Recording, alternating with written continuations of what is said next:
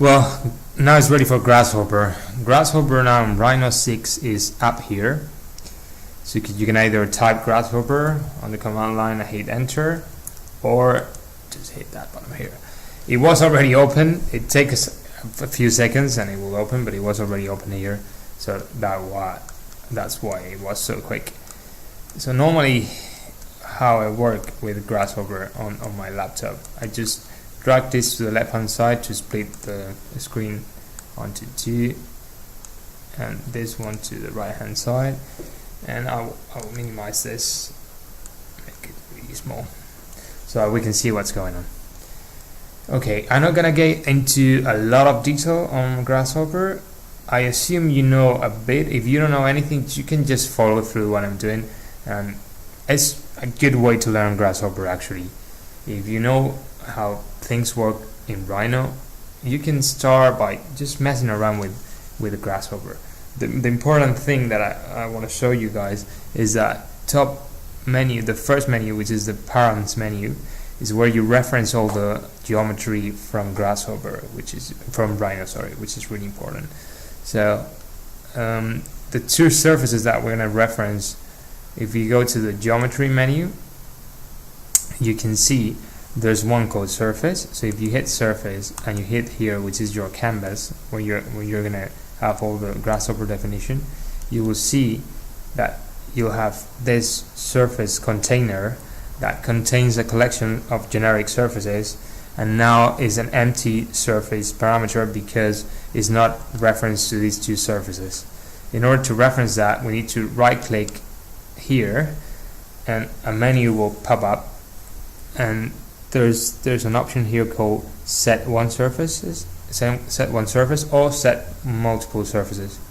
In this case we're going to set one surface, and the surface is going to be the mushroom. Okay, and if you go here and select any of the other layers, you can turn the mushroom off, and you can see that geometry now is on Grasshopper. It's not on Rhino. I can't select it here. Only if I turn it on and move it, you see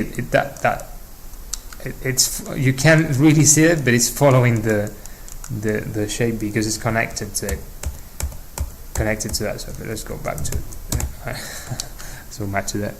Okay, cool. So let's turn that off. You can see the resolution is not really good, but you can change that here. This is the resolution icon. It's in low quality. You can change the quality of that mesh and reproduce that more accurately there. So it's in green because it's selected on Grasshopper. If I hit here any part of the canvas, it will turn red, so that means it's not selected. You can still preview that, you can still see it, but it's not selected. So that geometry now belongs to Grasshopper. We're gonna do the same with the other one.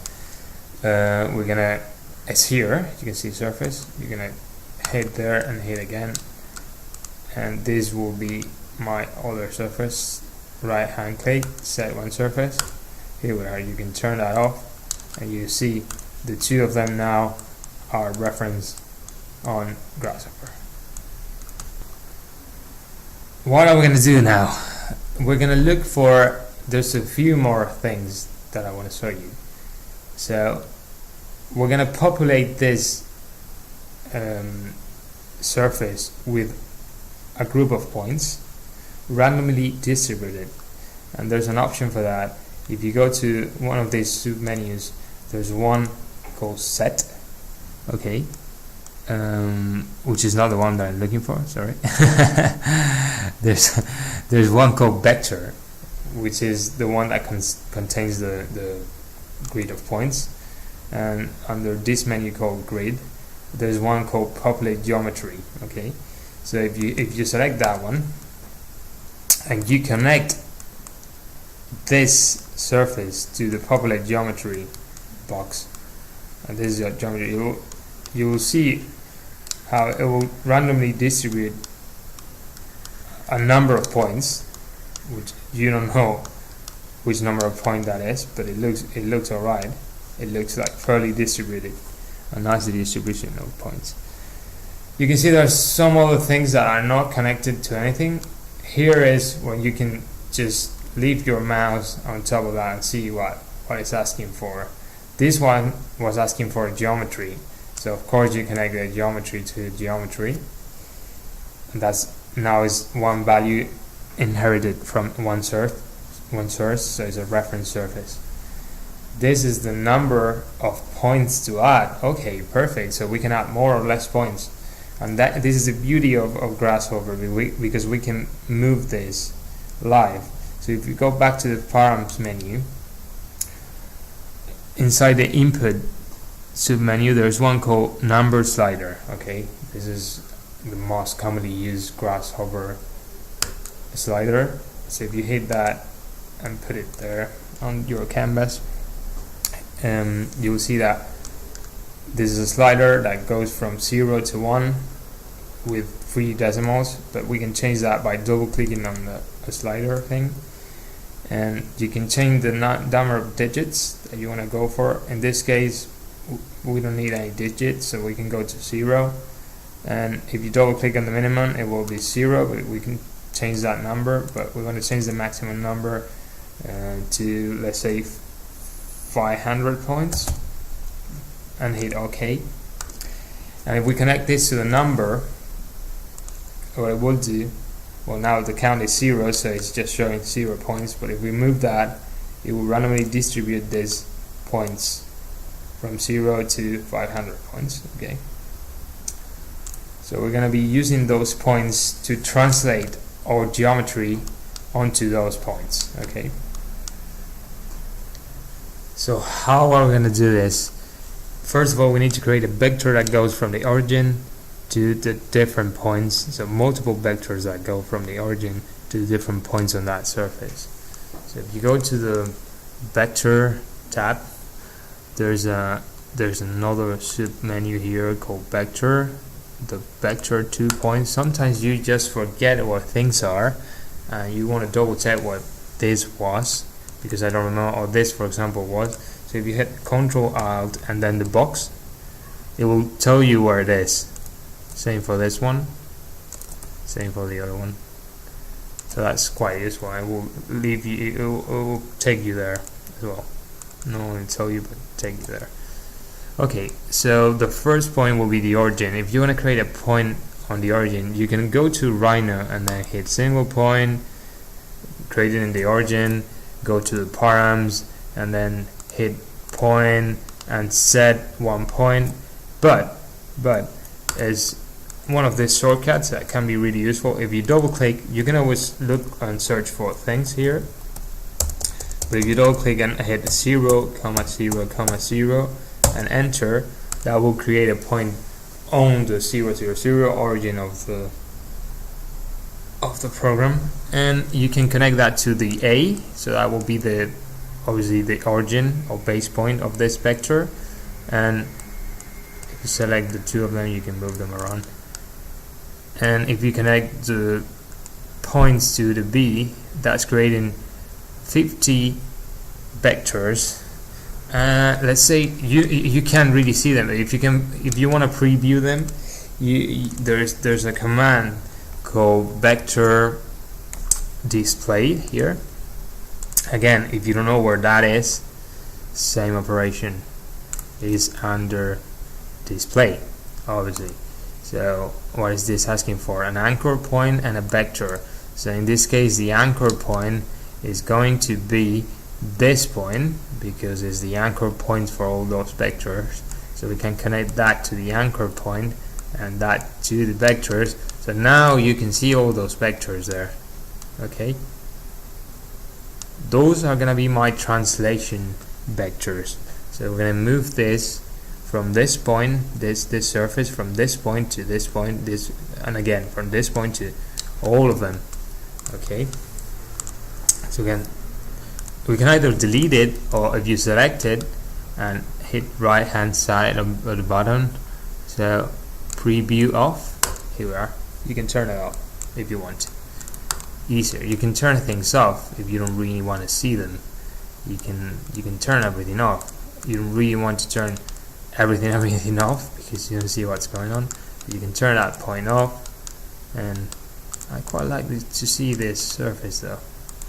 Okay, because it's more like again. And then we can turn the point selector off. So we have that vector, we have the surfaces. Now we're gonna need to move that surface. We need to move it. How are we gonna move this? So we're gonna use this vector, and there's another under transform Euclidean move. Okay, that's your action that we're gonna be using. It's asking me for a geometry to move and a motion vector. As you can see here, I've got this mushroom here, which is this surface.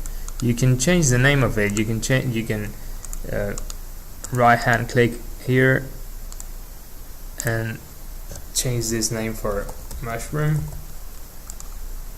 Although, yeah, you can see if you hover your mouse there, it will say surface mushroom, and you can do the same here and fill.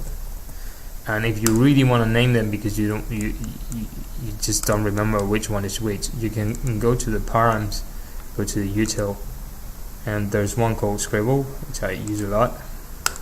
Scribble, you can just double click and type whatever you want. So say fill, and you can move it, or if you double click you can make it smaller or bigger. It's quite a useful one, this one. And you can Control C, Control V, copy that and double click that mushroom. Okay, perfect. Now I know which one is which. I can connect this to the geometry now, and I can see that's moving that geometry by 10 here, because it's the vector. It's got one vector, which is the 0, 0, 10, so it's moving that geometry up by 10 mil. But if we connect the list of vectors that we have, it will take a few seconds. See, it takes a few seconds. That's the amount of milliseconds that it takes.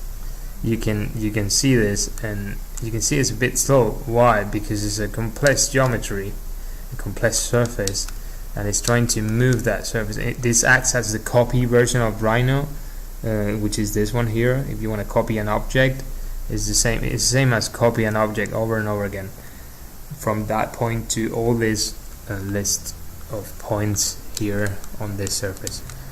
So if you change, you'll see how slow this is. If you change this, it doesn't really work. That it's gonna change it at some point. I'll go through all of them. Now it's a bit blocked. I say that my computer is going to die. Hopefully not. Nah, it's back. Yeah, you can see that how slow that is. You don't want to work like that. If you double click that and go back and type 10 to make it a bit quicker.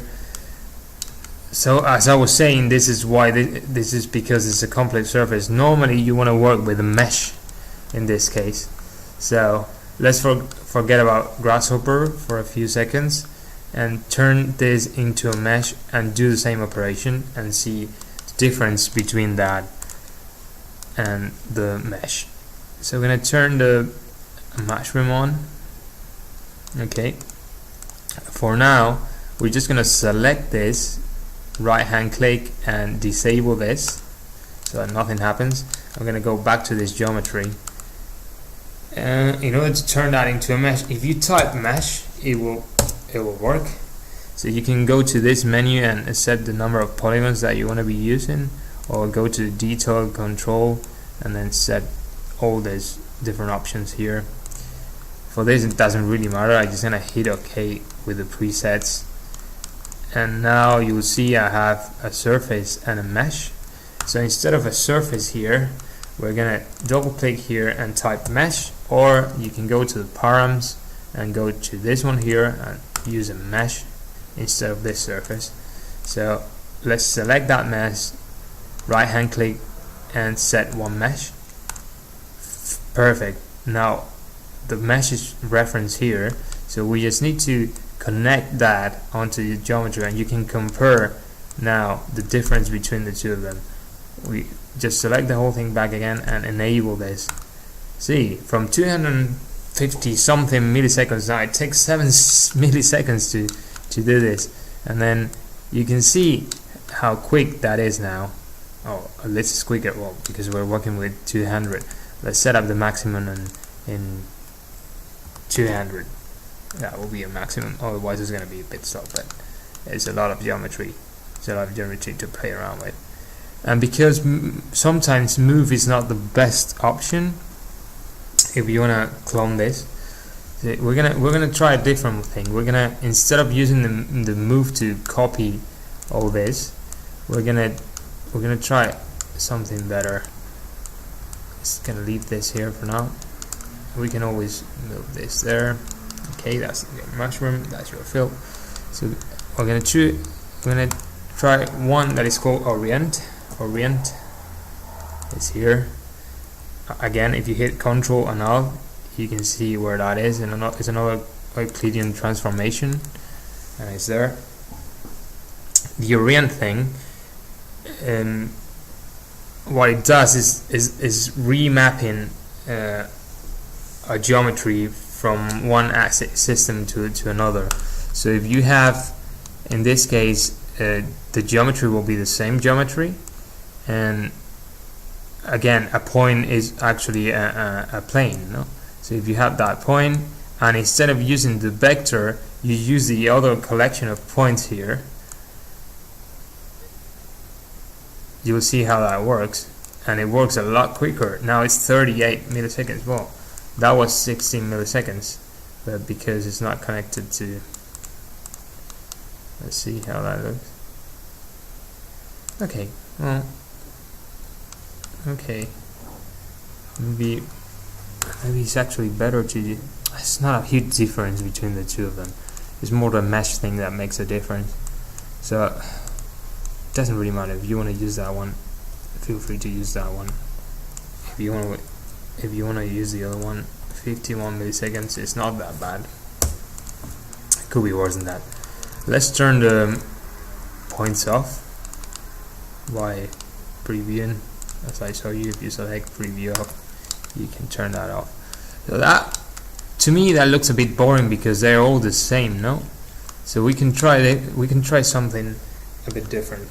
Is to scale them on the Z axis with a certain domain, so it goes up and down this axis, and all of them are different. If we do this, a bit different.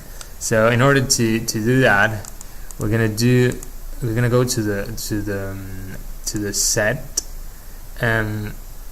list length, okay? Because we need to know the number of elements that we're using. That will just tell you that you're using 82. You have 82 elements, which is alright, because we're gonna need that number later. Okay, so let's do a sequence of random number. That's the random numbers. From first, we're gonna test it. So we're gonna go to the scale. If you don't know where it is, you can just type it, scale. That's what I do, scale.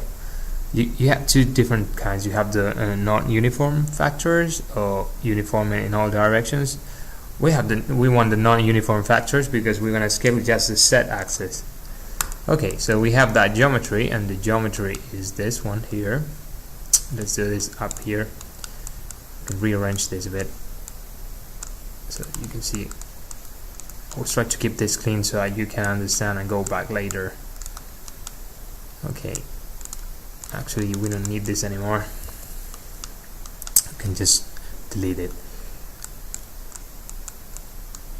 Forget about the randoms for now. We want to scale the moved geometry, which is this one. We want to scale it,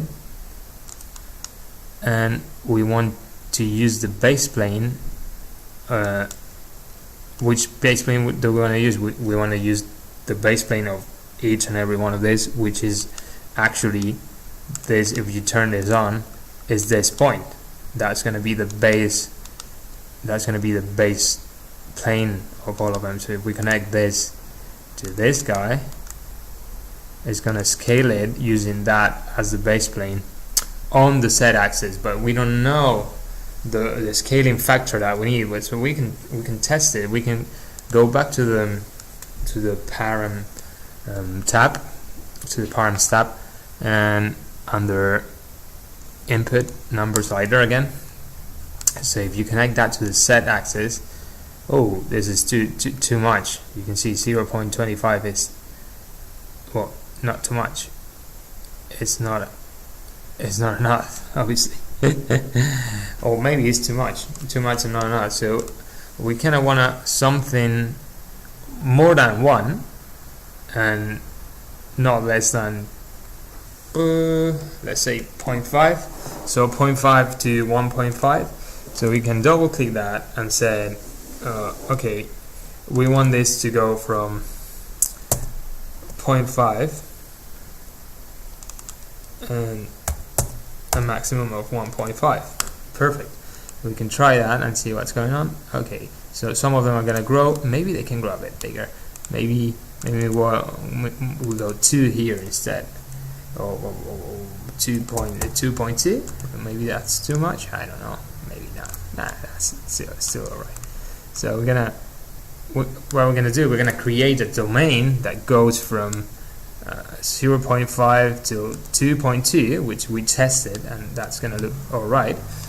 We're gonna create that domain, and we're gonna create a random list of numbers from 0.5 to 2.2, and this random list of numbers is gonna be the size of the total amount of numbers, okay, which in this case is 82, but if we change that to 50, that will be 50. So if we go back to vector, not vector. See, sometimes I don't know where things are. Set. Sorry, if you go back to set, there's the random tool here. It's asking me for a range of numbers, a number of random values, and a seed, which is a randomness. I didn't explain that here, but there's a seed here as well, and you can. This is an optional thing to pre-input a list of points. So if you create another slider here that goes from let's say 0 to 100, but it doesn't have to be 100. Let's say 0 to 10, and connect that to the seed. You will see that that's changing the randomness of this seed. So you can play around with that as well. Why not? And we can Control C. We select that, Control C, Control B, and do the same with and connect that to the new random domain. And we need to construct a domain of random numeric range. Okay, so if you double click and type construct domain, you will see there's one here called construct domain. Okay, that's the one we're using, and as we said, this domain needs to go from 0.5 to 2.2. We can just type that in, go right hand click, set number 0.5. Oh, sorry. Right hand click, set number 0.5, and here set number 2.2. Okay, so that's your range. You connect that to there, and the number is connected to the list length that we talked about, because it's the number of. Now what we have here, another thing that I forgot about telling you, inside the input there is one called panel. Really important, the panel is, because you can input numbers with the panel instead of using this number slider. You can type a number and convert that into what's the line idea. Okay, and you can input this as the same. See, that's doing the same. If I change that number or a 3 or a 2 for example, and I input that, I'm not changing this one, sorry, it's here. So if I connect that to there, you can see that's changing, but if I double click there and hit 7, connect that to there, you can see that's not going to change. So you can use this panel as an input, or you can connect this to the panel to see, sorry, or you can connect this to the panel to see what's going on, what's in there. So that's a list of points randomly that go from, as we say, 0.5 to 2.2, and it's a list of 50 points from 0 to 49, which means 50. I need to connect this to the set, and we can turn everything off but this, and not that, just this. And now you can see how this change, and it's a bit more random, and as we said, we can change the seed of that. And if you think that's too much, maybe it's too much, maybe you want to change that number from, you decide that you want to change that from 1, you want to change that from 0.5 instead of 0.5, you want to change that from 0.8. Sorry, I don't know what's going on with me today.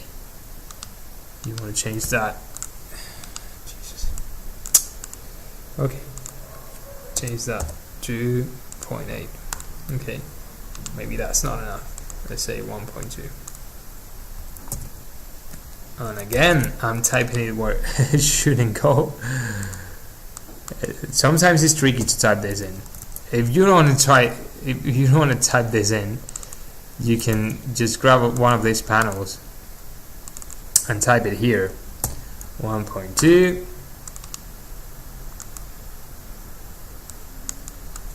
and Control C, Control V, 1.2 to 2.2.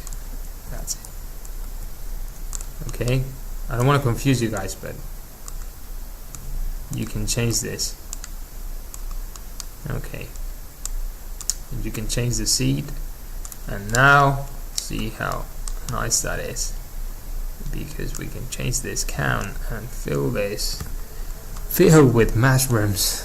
And now the beauty of Grasshopper, you can change this number, you can change, now that it's referenced, you can change this curve, so you can move these curves which are under field. Actually this you can delete. No, you can't delete that because it's a reference thing. So let's say you want to build this in Grasshopper and you don't want to reference the field, so you can change the curve. There's one command called loft, so you can get rid of that surface and create your own surface here, because that creates a lofted surface, same way you did this one. So you set the multiple curves, in this case, the right order, hit enter, and you can add that geometry here. You can get rid of this, actually not the fill, but you can get rid of that. And now you can change these control points, and it will update that live. You can make the field bigger or wider, whatever you think is best. You can move this up or down. You can make a massive hill there, interesting hill, and it will update the position of this mushrooms here. I don't like that much. Okay, let's go back to this one. That's nicer. Now the final thing will be baking that geometry back onto Rhino, because right now you have these curves and this geometry which is connected to that mesh that we use instead of the surface, because we turn that onto a mesh, and these curves which are the lofted curves. So if we go to this guy here and we click it with the right hand button, There's one called bake. If you hit bake, you can bake it on a separate layer, let's say layer 2, and group it and hit OK. And the same with the field, you bake it and you can bake it under field, because why not? You don't need to group it because it's just one object. And you can turn everything off now. You can select this and turn it off, and now the geometry will be here. So you can minimize this, maximize this, and here we are. This is your field of mushrooms. You can always select that and move this back down a bit, so it really looks like they're inside there. Okay, and let's go for a render view because it looks nicer. You can change this for this layer to another layer and turn the curves off. You can see all these little mushrooms. We can change the colors of this a bit now.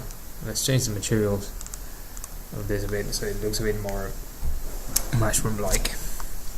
This tabs is the materials tab, so you can import one of these. Let's go for custom material, and custom is going to be, let's say, brownish color. Probably not that one. Well, we can change that. It's not really important. Okay, you just need to drag it to the one you think will look best. And then mushrooms, should we paint them? So we painted, so we do, yeah, why not? Let's do another custom one, because why not? You can always change it. You can go and make a metal one, but it will look a bit weird, no? Like metal mushrooms. Yeah, a bit Mario-like a scenario here. Well, that's it. You can just play around with it, change the materials. If you don't like it, you can always delete this. Oh, I'm deleting everything. Don't worry. You can go and turn Grasshopper on again.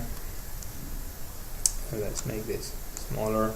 You can type Grasshopper, pop that up, and go back to this, preview this on. Here we are, no problem.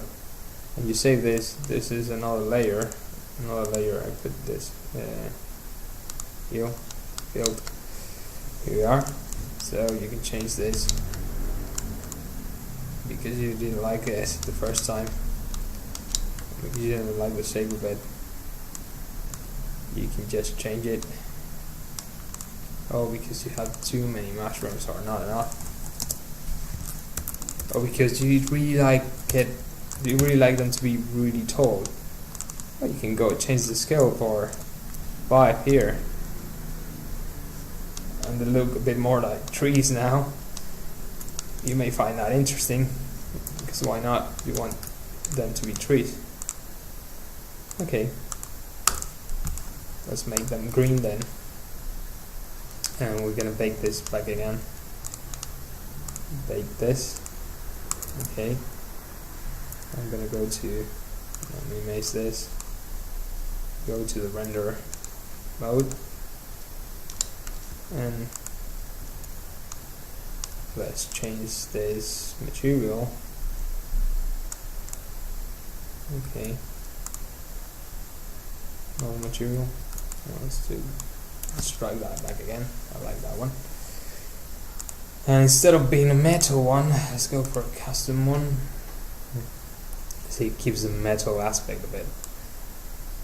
But you can delete that one and create a new one. Not a problem.